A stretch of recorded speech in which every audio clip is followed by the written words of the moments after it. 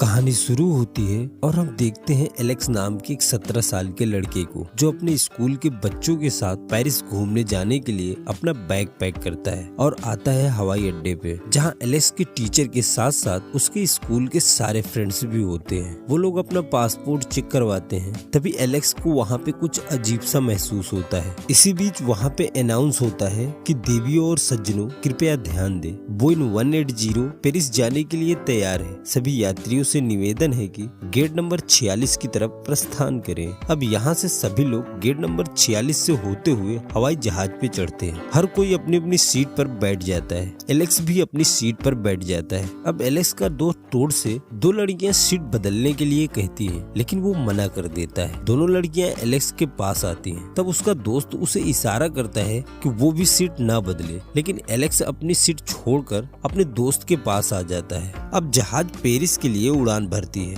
अचानक जहाज के अंदर झटके महसूस होते हैं और सारे सामान गिरने लगते हैं। धीरे धीरे जहाज के कुछ पार्ट टूट जाते हैं और लोग भी नीचे गिरने लगते हैं। फिर जहाज में आग लग जाती है और पूरी जहाज जलकर राख हो जाती है। सारे लोग मारे जाते हैं। अचानक एलेक्स की आंख खुलती है और वो बहुत ज्यादा घबरा जाता है। अपने सामने उन दोनों लड़कियों को देखकर जल्दी से वो अपने दोस्त की सीट पर आकर बैठ जाता है और वहां आकर कहता है, यह जहाज धमाके से फटने वाला है। सारे लोग घबरा जाते हैं और उसके साथी उससे झगड़ने लगते हैं। वहाँ पे लगी सिक्योरिटी एलेक्स और उसके साथ के कुछ लोगों को जहाज से नीचे उतार लेती है। जहाज पे बैठी एक लड़की जिसका नाम क्लियर है, ये सब देखकर वो भी नीचे उतर जाती है। सिक्योरिटी उन लोगों को एक केबिन में लाकर बंद कर देती है। ये लोग केबिन में भी आपस में लड़ने लगते हैं। एक लड़का जिसका नाम कार्टर है कहता है, तुम्हारे सपने की वजह से हमारा टूर खराब हो गया। फिर वो लोग देखते हैं उस जहाज की तरफ। वो जहाज वहाँ से उड़ान भरती है और कुछ ही दूर जाने के बाद वो ब्लास्ट हो जाती है। सारे लोग एलेक्स को घूरने लगते हैं। सीन यहाँ से कट होती है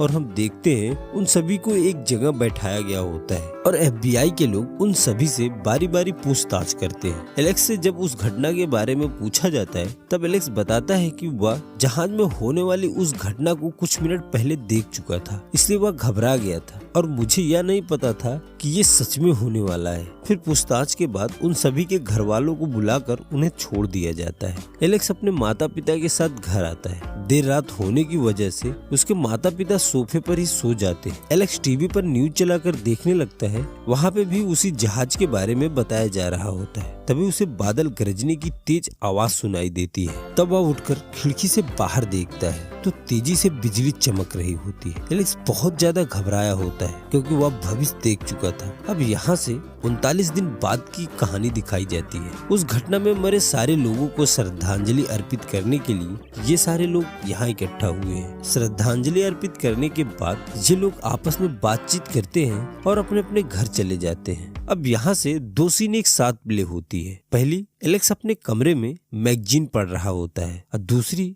एलेक्स का दोस्त टोड अपने बाथरूम में अपने नाक का बाल काट रहा होता है। इधर अचानक एलेक्स की खिड़की पे एक पंछी आकर बैठ जाता है और एलेक्स अपनी मैगजीन उसकी तरफ फेंक देता है। उसके मैगजीन के कुछ पेज फट जाते हैं और एक पेज का कुछ टुकड़ा एलेक्स के पैर के पास आकर गिरता है। एलेक्स जब उस टुकड़े को उठाता है तो देखता है उसमें उसके दोस्त का नाम टोड लिखा था। इधर उसके दोस्त का पैर अचानक फिसल जाता है और उसकी गर्दन एक पतली सी रस्सी में फंस जाती है और वह बाथ में गिर जाता है। काफी देर तक वह अपने आप को बचाने की कोशिश करता है लेकिन बच नहीं पाता और वहीं पे मर जाता है। एलेक्स जब उस पेपर में अपने दोस्त का नाम देखता है तब वह उसके घर जाता है। घर पहुंचने के बाद वह देखता है कि एम्बुलेंस उसके दोस्त की बॉडी को ले जा रही है। तब उसके माता पिता एलेक्स को बताते हैं वो अपने भाई की मौत को बर्दाश्त नहीं कर पाया, इसलिए खुदकुशी कर ली। लेकिन एलेक्स को इस बात पर विश्वास नहीं होता। अगले दिन वह क्लियर के घर जाता है। उससे मिलने के बाद एलेक्स को पता चलता है कि जहाज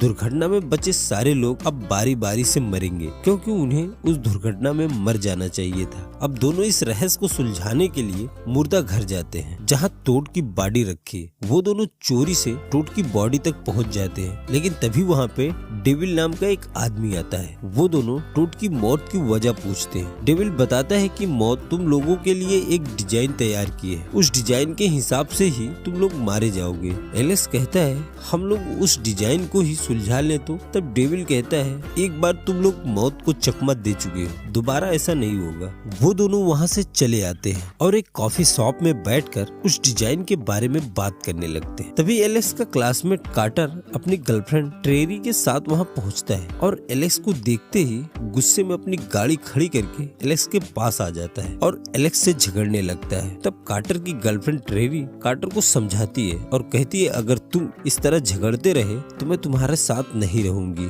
ये कहते हुए वह रोड की तरफ चली जाती है और अचानक एक बस आती है और उसे भी कुचल देती है। वो सारे लोग ये देखकर और ज्यादा घबरा जाते हैं। अब सीन यहाँ से शिफ्ट होती है एलेक्स के घर पे, जहाँ एलेक्स टीवी पे न्यूज देख रहा होता है। न्यूज एंकर उसी जहाज दुर्घटना के बारे में बता रही होती है। ये देखकर एलेक्स एक डिजाइन तैयार करता है। डिजाइन के हिसाब से टोड और टेरी मारे जा चुके थे। अब बारी थी मिसेस लूटन की और अब हम देखते हैं मिसेस लूटन को। वो किसी से फोन पे बात कर रही होती है। फिर वो खिड़की के बाहर देखती है तो उन्हें एलेक्स दिखाई देता है। वो जल्दी से फोन काट कर पुलिस को फोन करती है और पुलिस एलेक्स को वहाँ से उठा ले जाती है। ले जाने के बाद पुलिस एलेक्स से कुछ देर पूछताछ करने के बाद उसे छोड़ देती है। इधर मिसेस लूटन गैस ऑन करती है और फ्रिज से एक बियर की बोतल निकालती है और उसे एक कप में निकालने लगती है। तभी कप अचानक हल्का सा चटक जाता है और धीरे धीरे बियर टपकने लगती है। लूटन उस कप को उठाती है और कंप्यूटर के ऊपर रख देती है। अब कंप्यूटर के अंदर धीरे धीरे बियर टपकने लगती है और अंदर से धुआं निकलने लगता है। लूटन जब कंप्यूटर की तरफ देखती है तभी उसमें से एक धमाका होता है और एक कांच का टुकड़ा लूटन की गर्दन पर लग जाता है और तेजी से खून बहने लगता है। धीरे धीरे पूरे कमरे में आग लग जाती है। इधर एलेक्स भागते हुए लूटन के घर पहुंचता है और वह देखता है कि लूटन खून से लटपट जमीन पर पड़ी है और उनके पेट में एक चाकू घोपा है। वह जल्दी से चाकू निकालता है लेकिन तब तक लूटन मर चुकी थी। कमरे में आग तेजी से बढ़ने के कारण वह भागते हुए बाहर निकलता है। तभी वहाँ पे एलेक्स का क्लासमेट बेली भी आ जाता है और पूरे कमरे में आग लग जाती है। बेली को देखकर एलेक्स वहाँ से भाग जाता है। इधर बेली कार्टर से मिलता है। तभी वहाँ पे क्लियर आ जाती है और उन लोगों से कहती है कि हमें जल्द से जल्द एलेक्स के पास पहुंचना होगा, ये पता करने की अब किसका नंबर है। फिर वो लोग कार में बैठते हैं और एलेक्स को खोजने लगते हैं। कुछ देर खोजने के बाद एलेक्स उन्हें मिल जाता है। वो लोग एलेक्स को अपनी कार में बैठाते हैं और वहाँ से चल देते हैं। कुछ दूर जाने के बाद एलेक्स से वो लोग ये पूछते हैं कि अब किसका नंबर है। तब एलेक्स बताता है डिजाइन के हिसाब से कार्टर का नंबर है। इस बात से कार्टर गुस्से में आ जाता है और वह गाड़ी तेजी से भगाते हुए एक ट्रेन की पटरी पर गाड़ी लाकर खड़ी कर देता है और कहता है जब मरना ही है तो आज ही क्यों न मर जाएं। तब वो लोग देखते हैं कि सामने से ट्रेन आ रही है। वो लोग जल्दी से गाड़ी के नीचे उतर जाते हैं लेकिन कार्टर नहीं उतरता। अब एलेक्स कार्टर के पास जाता है और उसे गाड़ी से बाहर खींचने लगता है। ट्रेन तेजी से उसकी तरफ आ रही होती है। एलेक्स पूरी जान लगाकर कार्टर को गाड़ी से बाहर निकाल लेता है और ट्रेन कार को कुचलते हुए आगे निकल जाती है। इधर ये लोग कार्टर को डांट रहे होते हैं। तभी ट्रेन पूरी तरह वहाँ से निकलने वाली होती है और कार का एक छोटा सा टुकड़ा उछलकर बेली की गर्दन पर लगता है और बेली की गर्दन शरीर से अलग हो जाती है। तब एलेक्स तेज तेज चिल्लाते हुए कहता है कि कार्टर के बाद बेली का ही नंबर था, मैंने कार्टर को बचा लिया इसलिए मौत बेली को ले गई। तभी पुलिस की गाड़ी का सायरन सुनाई देता है और वो लोग वहाँ से भाग जाते हैं। अब सीन हमें अगली रात को दिखाई जाती है। मौसम बहुत ज्यादा खराब होता है। आसमान में बिजली चमक रही होती है। क्लियर के घर के पास गड़े बिजली के पोल का वायर टूट जाता है। वायर से तेज तेज चिंगारियां निकलने लगती है। इधर पुलिस एलेक्स को पकड़ने उसके घर पहुंचती है लेकिन एलेक्स वहां से भाग जाता है। पुलिस उसका पीछा करती है। एलेक्स भागते हुए क्लियर के घर पहुंचता है तो देखता है कि क्लियर अपनी जान बचाने की पूरी कोशिश कर रही होती है।